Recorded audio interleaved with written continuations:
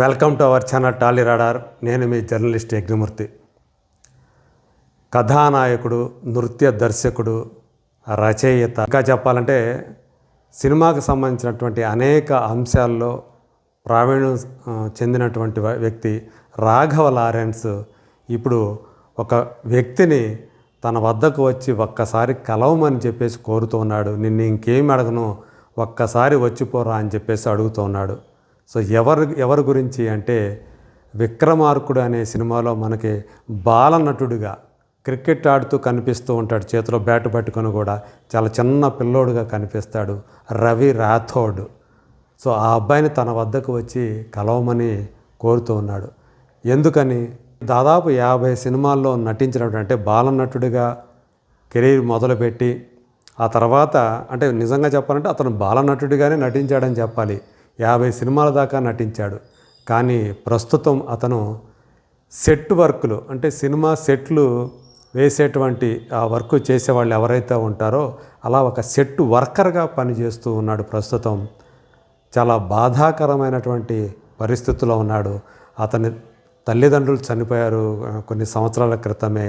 తను ఒంటరివాడు, తన స్నేహితులతో కలిసి జీవిస్తూ ఉన్నాడు. మరి రాఘవ లారెన్స్కి అతనికి ఏమిటి సంబంధం అంటే, అతను చిన్నప్పుడే లారెన్స్ అతన్ని దత్తత తీసుకున్నాడు, ఒక స్కూల్లో చేర్పించాడు. కానీ ఆ స్కూల్ నుంచి అతను పారిపోయాడు, చదవకుండా పారిపోయాడు. అందుగురించే రాఘవ లారెన్స్కి క్షమాపణ చెప్పాడు. సో అతను ఒకసారి కలవాలంటే, నన్ను దత్తత తీసుకున్నాడు, స్కూల్లో చేర్పించాడు, నన్ను బాగు చేయాలనుకున్నాడు, కానీ నేనే ఆ స్కూల్లో ఉండకుండా పారిపోయాను, అతను కలవాలంటే భయంగా ఉంది నాకు అని చెప్పేసి ఒక ఇంటర్వ్యూలో అతను చెప్పాడు. అది చెప్పి కూడా చాలా రోజులు గడిచిపోయింది. సో ఇన్నాళ్ళకి ఆ ఇంటర్వ్యూని రాఘవ లారెన్స్ చూశాడు. చూసి అతను స్పందించాడు. ఒక వీడియో కూడా రిలీజ్ చేశాడు లారెన్స్. ఒరే రవి, నీ మీద నాకు ఎలాంటి కోపం లేదు. సో నీ కోసం నేను అప్పుడు నువ్వు స్కూల్ నుంచి వెళ్ళిపోయావని తెలిసింది, కానీ ఎక్కడికి వెళ్ళావు ఏంటి అనేది నీ విషయాలు ఏమీ తెలియలేదు నాకు.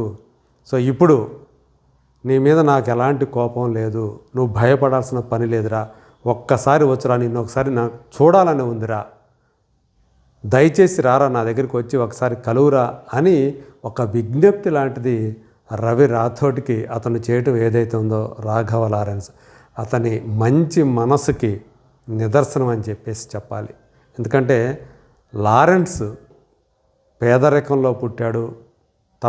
ఆ పేదరికంలో పుట్టడమే కాకుండా చిన్నప్పుడు చాలా అవమానాలు ఎదుర్కొన్నాడు, వాటిని భరించాడు. ప్రభుదేవా దగ్గర తను ఒక డ్యాన్సర్గా పనిచేశాడు, అసిస్టెంట్గా పనిచేశాడు. ఆ తర్వాత తనే ఒక ఇండిపెండెంట్ కొరియోగ్రాఫర్గా మారాడు. పెద్ద పెద్ద స్టార్లకి నృత్య దర్శకుడిగా పనిచేశాడు. దాయి దాయి దామ్మ దాక్షాయణి అనే పాట ఏదైతే ఉందో చిరంజీవికి, ఆ వీణ స్టెప్పు అది కూర్చింది కూడా అతనే. ఆ పాటతోటి రాఘవ లారెన్స్ నిజంగా చెప్పాలంటే ఆ టైంలో టాప్ కొరియోగ్రాఫర్గా మారిపోయాడు. అట్లాగే తను డైరెక్టర్ అయ్యాడు. మాస్ అనే సినిమాలో నాగార్జున లాంటి స్టార్ని డైరెక్ట్ చేశాడు.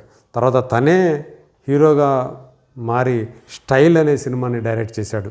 ఆ తర్వాత మళ్ళీ తను హీరో అయిపోయాడు. మనం తెలుసు ముని, కాంచన 2 ఇట్లాంటి సినిమాల్లో అతను హీరోగా ఎలా రాణించాడు, ఆ సిరీస్ అనేది ఎలా సూపర్ డూపర్ హిట్ అయిందో మనందరికీ తెలుసు. మరి అలాంటి వాడు సామాజిక సేవా కార్యక్రమాల్లో అత్యంత చురుకుగా ఉంటాడు. ఎంతమందికి అంటే దివ్యాంగులకి అతను అండగా నిలిచాడు.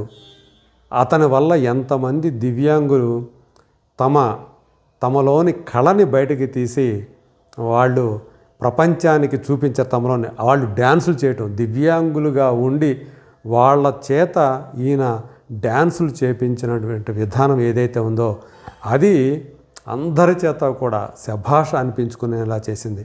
అలాగే చాలా అంధ పాఠశాల ఉంది మన హైదరాబాద్లోనే, దానికి కూడా అతను ఎంతో హెల్ప్ చేశాడు. బ్లైండ్ స్కూల్కి, అందులో ఉన్న పిల్లలకి అతను ఎంతో ఆప్తుడు.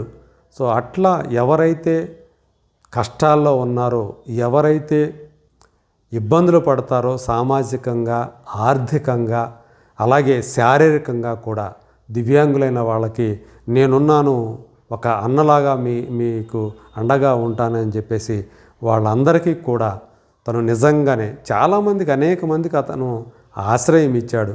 అతని ఆశ్రయంలో ఎంతమంది దివ్యాంగులు తమ తమ ప్రతిభని బయటకు తీసి తమలోని కళా ప్రతిభని వాళ్ళు బయట ప్రపంచానికి చాటి చెప్పారో లెక్కే లేదు.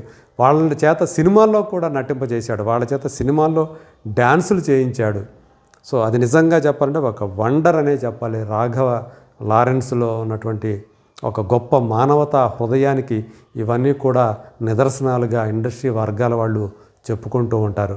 సో అందులో భాగంగానే రవి లాంటి పిల్లలకి, రవి రాథోడ్ లాంటి ఎంతోమంది పిల్లలను అతను దత్తత తీసుకున్నాడు, వాళ్ళకి చదువులు చెప్పించాడు, వాళ్ళు ప్రయోజకులు అయ్యేందుకు ఒక మార్గాన్ని ఏర్పరిచాడు. అందుకే చాలామంది అతన్ని ఒక అన్నగా చూస్తారు, ఒక తండ్రిగా చూస్తారు.